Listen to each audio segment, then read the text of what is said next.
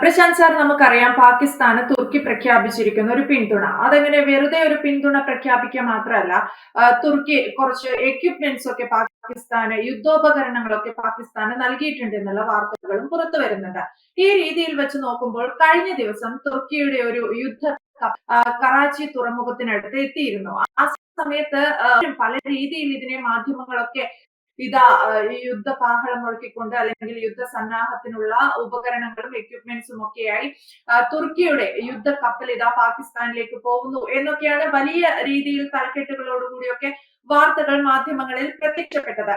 ഇതിന് തുർക്കി വിദേശകാര്യ മന്ത്രാലയം പറഞ്ഞത് calling it a usual port visit after similar visit to Oman. അവർ ഈയിടയ്ക്ക് ഒമാനിൽ ഇതുപോലൊരു സന്ദർശനം നടത്തിയിരുന്നു, യുദ്ധക്കപ്പൽ. അതുപോലെ ഞങ്ങൾ ഒമാനിൽ നടത്തിയ പോലെ വെറും ഒരു എന്താ പറയാ, ഒരു സന്ദർശനം മാത്രമാണ് ഞങ്ങൾ കറാച്ചി തുറമുഖത്തും നടത്തിയത്. അതല്ലാതെ ഇതൊരു യുദ്ധകാഹളത്തിനുള്ള ഞങ്ങളുടെ തയ്യാറെടുപ്പൊന്നുമല്ല എന്നാണ്. ഈ ഒരു സിമിലർ വിസിറ്റ് എന്ന തുർക്കി പറയുന്ന ഒരു കാര്യത്തെ എത്രത്തോളം നമുക്ക് ശരിയാണെന്ന രീതിയിൽ എടുക്കാം? അല്ലെങ്കിൽ തുർക്കി യഥാർത്ഥത്തിൽ പാകിസ്ഥാൻ ഒരു സപ്പോർട്ട് എല്ലാ രീതിയിലും പരസ്യമായി തന്നെ പ്രഖ്യാപിക്കുകയല്ലേ? നീ ഇത് വിചാരിക്കുന്നുണ്ടോ ഈ തുർക്കി പറയുന്നതെല്ലാം വിശ്വസിച്ചിരിക്കുക ഇന്ത്യ എന്ന്?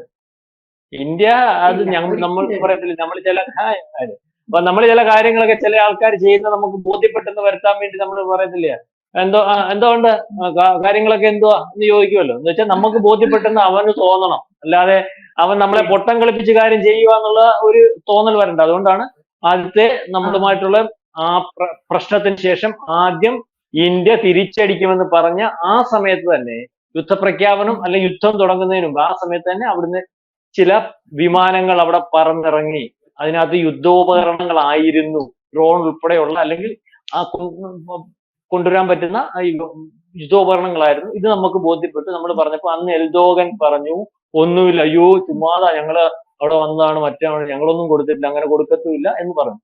ഈ നാറ്റോ രാജ്യത്തിന് ഒരു പ്രത്യേകതയുണ്ട്, യുദ്ധം തുടങ്ങിക്കഴിഞ്ഞാൽ ഒന്നും കൊടുക്കാൻ പറ്റത്തില്ല, മനസ്സിലായില്ലേ? പിന്നെ പരസ്യമായിട്ട് യുദ്ധം ചെയ്തുകൊണ്ടിരിക്കുന്ന രാജ്യത്തിന് കൊടുക്കാൻ പറ്റില്ല. ആ നാറ്റോ രാജ്യങ്ങളുടെ ഒരു കൂട്ടായ്മ, അവരുടെ ഒരു അംഗീകാരം വേണം.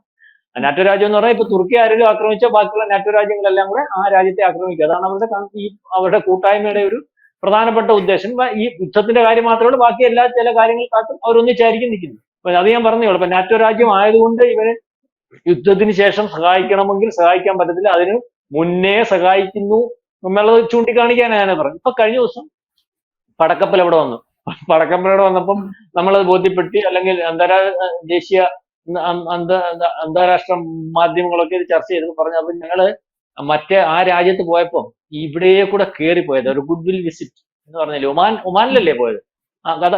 ഒമാനിൽ പോയപ്പോ ഇതുവരെ കയറിപ്പോയത്. ഇപ്പൊ നമ്മുടെയൊക്കെ വീട്ടിൽ ചില ആൾക്കാർ വരത്തില്ല, അത് അപ്പുറത്തെ അമ്മാവിന്റെ വീട്ടിൽ വരെ വന്നായിരുന്നു. അപ്പൊ ഇതിലെ കൂടെ ഒന്ന് കയറിയതാ എന്ന് നമ്മൾ പറയത്തില്ലേ ചില ഈ വിരുന്നുകാരൊക്കെ വരുമ്പോ. അമ്മാവിന്റെ വീട്ടിൽ വരെ വന്ന ഒരാഴ്ച. അപ്പൊ ഇതിലെ കൂടെ കിടന്ന് കയറി ചിറ്റപ്പനെ കൂടെ കണ്ടിട്ട് അങ്ങ് പോകാൻ വേണ്ടി എന്ന് പറഞ്ഞ പോലെ ഇപ്പൊ തുർക്കി ഇന്ത്യ അടുത്ത് പറഞ്ഞേക്കുന്നത്. അപ്പൊ അതൊന്നും നമ്മൾ അങ്ങനെ വിശ്വസിച്ചിട്ടില്ല. ഈ തുർക്കി എന്ന് പറയുന്ന രാജ്യം കഴിഞ്ഞ ദിവസം മോശക്കാരൻ രാജ്യമൊന്നുമല്ല. ഇത് ഈ ഏറ്റവും ആദ്യം ഈ പറയുന്ന ഇസ്ലാമിക രാജ്യത്തിൽ ഉണ്ടാക്കാനും ആ രാജ്യത്തിന്റെ ഖലീഫ ആകാനും നിൽക്കുന്ന ആളാ ഈ എൽദോഗൻ. അറിയാമല്ലോ, നേരത്തെ കാശ്മീരിൽ ഒരു വിഷയം വന്നപ്പോൾ ഐക്യരാഷ്ട്രസഭയിലും അല്ലെങ്കിൽ കാശ്മീരിൽ അത് വേണ്ട, ഞങ്ങൾ കയറി ഇടപെടുമെന്ന് പറഞ്ഞാൽ ഇവൻ ഇന്റർനാഷണൽ ഒരു പണി കിട്ടുക. എൽദോഗന് മുമ്പുള്ള ആൾക്കാർ കിട്ടിയത്.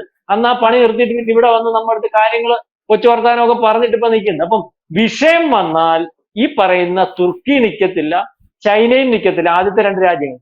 പിന്നെ ബാക്കിയുള്ള രാജ്യങ്ങളെ പറ്റി നമുക്ക് പിന്നെ പറയാം. അല്ലെങ്കിൽ ഇപ്പം നമ്മുടെ കൂടെ എന്ന് പറയുന്നത് ആ ഈ അണ്ടിയോട് അടുക്കുമ്പോ അറിയാം, മാങ്ങയുടെ പുളി എന്ന് പറയുമ്പോൾ പോലെ ആവശ്യം വരുമ്പോൾ അറിയാം. അതൊക്കെ നമുക്കറിയാം, ആരൊക്കെ എന്തൊക്കെ കാണുമെന്നൊക്കെ കാര്യത്തെ പറ്റി നമുക്കറിയാം.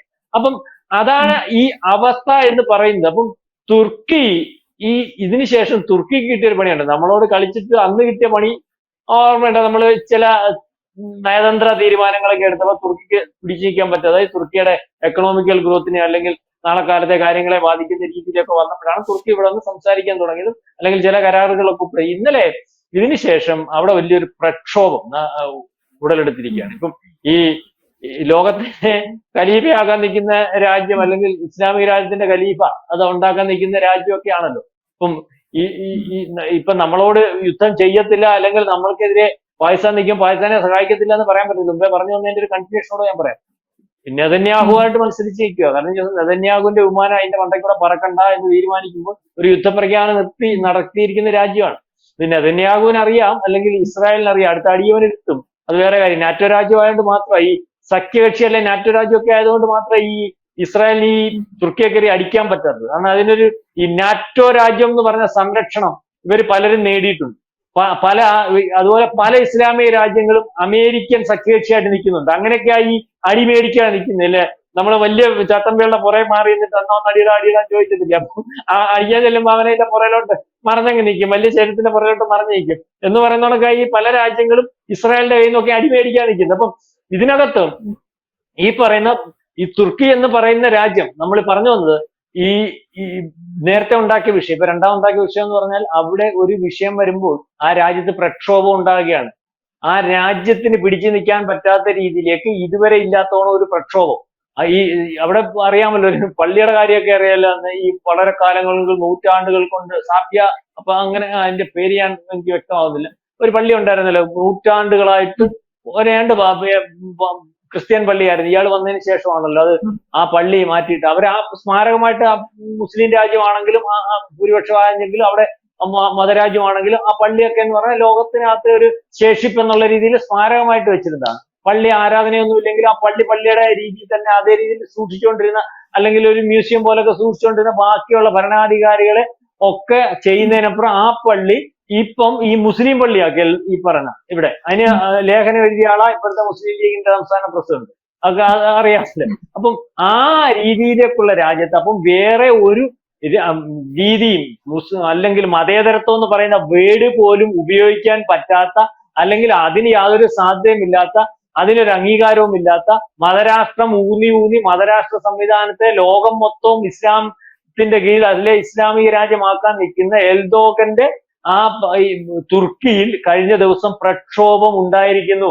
തലസ്ഥാനത്തെ വിറപ്പിക്കുന്ന പ്രക്ഷോഭം. ഇടതുപക്ഷ പാർട്ടി എന്ന് പറയുന്ന ഒരു പാർട്ടിയുടെ നേതൃത്വത്തിൽ, തൊഴിലാളികളുടെ നേതൃത്വത്തിൽ നടക്കുന്ന പ്രക്ഷോഭം ഇപ്പോൾ ലോകം ഉറ്റുനോക്കുന്നു. അല്ലെങ്കിൽ ഇത്തരത്തിലൊരു പ്രക്ഷോഭത്തിന്റെ പിറകിൽ ആരായിരിക്കും? ഇന്ത്യ ആയിരിക്കുമോ ഇസ്രയേൽ ആയിരിക്കുമോ എന്നൊക്കെയുള്ള രീതിയിലേക്ക് വരുന്നത്. കാരണം നമ്മൾ ഈ പറയുമ്പം നമ്മൾ ഓരോ കാര്യം ചിന്തിക്കത്തില്ലേ. ചില ആൾക്കാർക്കെതിരെ നിൽക്കരുത്, നമ്മൾ കാഞ്ഞു പോകുന്നൊക്കെ പറഞ്ഞ് നമ്മളെ പല വല്യപ്പന്മാരൊക്കെ പറയത്തില്ല, അവനെ എന്തെതിരെ ഒന്നും വഴക്കിനൊന്നും പോകണ്ട, അവനെതിരെ ചെന്നാൽ ശരിയാവത്തില്ല, അവനൊന്നും ചെയ്തില്ലെങ്കിലും നമുക്ക് പണി കിട്ടുമെന്ന് പറഞ്ഞു. ഇന്ത്യക്കെതിരെ ഏത് രാജ്യം വന്നാലും ആ രാജ്യത്തിന് പണി കിട്ടിക്കൊണ്ടിരിക്കും. അത് ആഭ്യന്തര പ്രശ്നമായിരിക്കും, അല്ലെങ്കിൽ വേറെ എന്തെങ്കിലും ചെയ്യില്ലായിരിക്കും. എനിക്കറിയാം കാനഡയുടെ അവിടുത്തെ പറഞ്ഞ അയാൾക്ക് നിലനിൽപ്പിന് വേണ്ടിയാണ് അന്ന് ഇന്ത്യക്കെതിരെ ഈ ഭീകരവാദികളുണ്ടല്ലോ, മറ്റേ ഈ സിഖ് ഭീകരവാദികൾ, അവന്മാർക്ക് അനുകൂലമായിട്ട് 25 ഖാലിസ്ഥാൻവാദികൾ അവർക്ക് അനുകൂലമായിട്ട് കാനഡയുടെ അല്ലെങ്കിൽ അജ്ഞാതൻ ഇന്ത്യ എന്ന് വിട്ടത്, ആ ഇന്ത്യ അതൊക്കെ ചെയ്യുന്നു, മറ്റേ ചെയ്യുന്നു, ഇന്ത്യ മോശം, ഖാലിസ്ഥാൻവാദികൾക്ക് അനുകൂലമായിട്ട് നിന്നു. ആ പാവം പിടിച്ചവൻ 41 വയസ്സിൽ ലോകത്തെല്ലാം ചർച്ച ചെയ്യുന്ന രീതിയിലേക്ക് ഒരു പ്രധാനമന്ത്രിയായിട്ടും ലോകത്തെ ഏറ്റവും വലിയ ആളായിട്ടും ഒക്കെ വന്നതാ. 10 കൊല്ലമായതുള്ളൂ. 41 വയസ്സുള്ളപ്പോ 51 വയസ്സെന്ന് പറഞ്ഞാൽ പ്രായമൊന്നുമല്ല. ഇപ്പൊ 70 ജപ്പാനിലെ പെൻഷൻ പ്രായം. അന്ന് ഇപ്പൊ പഴയ ഇത് മാറ്റിയല്ലോ, ഈ യുവാവും പിന്നെ ഉള്ള രീതിയൊക്കെ. 51 വയസ്സായപ്പോഴത്തേന് അവന്റെ കട്ടവും പടം മടങ്ങിപ്പോയില്ലേ. അല്ല ഇതാ കാനഡയ്ക്കകത്ത് ജനം മൊത്തം എതിരായി ആ രീതിയിലേക്ക് പോയി. അതുപോലെ പല രാജ്യങ്ങൾ, ശ്രീലങ്കയുടെ കാര്യം അറിയാം. ശ്രീലങ്ക നമുക്കെതിരെ എന്നിട്ട് ചൈനയുടെ കൂടെ പോയി നിന്നപ്പോ അവന്റെ കൊട്ടാരവും പോയി, കോണോനും പോയി, എല്ലാം പോയി ഓടുമായിരുന്നു അവിടുന്ന്. ജനം കയറി കൊട്ടാരത്തിനകത്ത് കയറി അറിയാമല്ലോ. അപ്പൊ അതുപോലെ തുർക്കിയുടെ കാര്യം അറിയാമല്ലോ. തുർക്കിയുടെ അവസ്ഥ എന്തുവായിരുന്നു? തുർക്കിയല്ല, നമ്മുടെ വേറെ മാലിദ്വീപിന്റെ അവസ്ഥ എന്തോ. അയാളൊരു ടീഷർട്ടൊക്കെ ഇട്ടിട്ട് ഇറങ്ങി, ഗെറ്റ് ഔട്ട് ഇന്ത്യ എന്ന് പറഞ്ഞ് ടീഷർട്ടൊക്കെ ഇട്ടിട്ട് അധികാരത്തിൽ വന്നു. അയാൾ അവിടെ പറഞ്ഞു ഇവിടുത്തെ പട്ടാളമൊക്കെ അറിയാം. പട്ടാളം അവിടെ നിൽക്കുന്നതെന്ന് പറഞ്ഞാൽ അവന് 4-5 ഫ്ലൈറ്റ് അവൻ നേരത്തെ കൊടുത്തിട്ടുണ്ട്. ഗതികെട്ടവന്മാരാ. അത് ഓടിക്കാൻ വേണ്ടി നമ്മുടെ ആളെ വയ്ക്കുക. അവിടെ അവന്മാർക്ക് ഓടിക്കാനൊന്നും അറിയത്തില്ല. അവിടെ നിന്ന് ഇറങ്ങണമെന്ന്. ശരി, ഇറങ്ങിയേക്കാം. ഇറങ്ങി കഴിഞ്ഞിട്ട് ഇപ്പൊ നിങ്ങൾക്കറിയാം, നീതുവിനും അല്ലെങ്കിൽ ലോകത്തിനും മൊത്തം അറിയാം, ഇപ്പൊ ഇവിടെ കൊണ്ടാണ് ജീവിക്കുന്നത്. 10-28 ദ്വീപുകൾ നമ്മളാ കൈകാര്യം ചെയ്യുന്നത്. അവരുടെ സംവിധാനങ്ങളൊക്കെ നമ്മളാ ചെയ്യുന്നത്. ഇതേ രീതിയിലൊക്കെ കാര്യങ്ങൾ. അപ്പൊ ഇങ്ങനെയാണ് ഇതിന്റെ ഒരു പോക്ക്. അപ്പൊ ആ സമയത്തായി തുർക്കി ഒളിച്ചും പാത്തും ആദ്യമേ ഇത് പ്രഖ്യാപിച്ചു കഴിഞ്ഞപ്പോൾ കുറെ ഡ്രോണും മറ്റു കാര്യങ്ങളൊക്കെ കൊണ്ടു കൊടുത്തെന്നാണ് നമുക്ക് കിട്ടിയേക്കുന്ന അറിവ്. അതിനായി ഇപ്പൊ കഴിഞ്ഞ ദിവസം നമ്മൾ ഈ ചെറിയ ഡ്രോൺ അടിച്ചിടാനും അല്ലെങ്കിൽ ചെറിയ ഐറ്റം അടിച്ചിടാനും ഏറ്റവും പ്രാഗൽഭ്യമുള്ള ഈ മിസൈൽ ഇന്നലെ റഷ്യ കൊണ്ട് കൊടുത്തിട്ടുണ്ട്. നമ്മുടെ കയ്യിൽ എല്ലാ രീതിയിലുള്ള പ്രതിരോധ സംവിധാനമുണ്ട്. അപ്പൊ അത് കഴിഞ്ഞിട്ട് ഇന്നലെ ഇയാള് എനിക്കൊന്ന് ഇനി വെള്ളമെല്ലാം കൊടുക്കാൻ ചെന്നായിരിക്കും, നല്ല വെള്ളത്തിന്റെ കുറവുണ്ടെന്ന് പറയുന്നത് പാകിസ്ഥാനിൽ. അപ്പൊ ഇനി ചേട്ടന് വെള്ളമെല്ലാം കൊടുക്കാൻ വന്നതാണെന്ന് എനിക്കറിയത്തില്ല. ഏതായാലും അവിടെ കൂടെ ഒരു വിസിറ്റ് നടത്തിയിട്ട് അത് നമ്മൾ അറിഞ്ഞിട്ടുണ്ട്. അപ്പൊ നമ്മളെ വിളിച്ച് പറഞ്ഞു, ചേട്ടാ നമ്മളിത് കണ്ടു കേട്ടോ, പൊളിച്ചും പാത്തുമൊക്കെ ആണേലും ചില കാര്യങ്ങളൊക്കെ നടത്തുന്നത് നമ്മൾ കണ്ടിട്ടുണ്ട്, നടക്കട്ടെ കുഴപ്പമില്ല എന്ന് പറഞ്ഞിട്ടുണ്ട്. അപ്പം തുർക്കിക്ക് ഇപ്പൊ പണി കിട്ടിയിരിക്കുകയാണ്.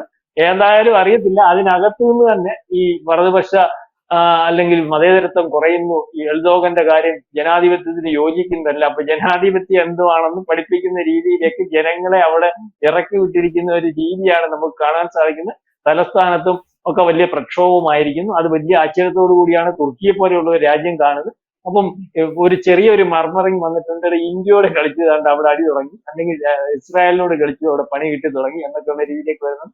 ഏതായാലും ഇത് സംഭവിച്ചിരിക്കുന്നത് എന്താണെന്നുള്ളതിനെ പറ്റി നമുക്കും അറിയത്തില്ല. നമ്മളും ഇത് ഈ ആശങ്ക പങ്കുവയ്ക്കുകയാണ്, എങ്ങനെ ഇതൊക്കെ സംഭവിക്കുന്നു, ആര് നടത്തുന്നു.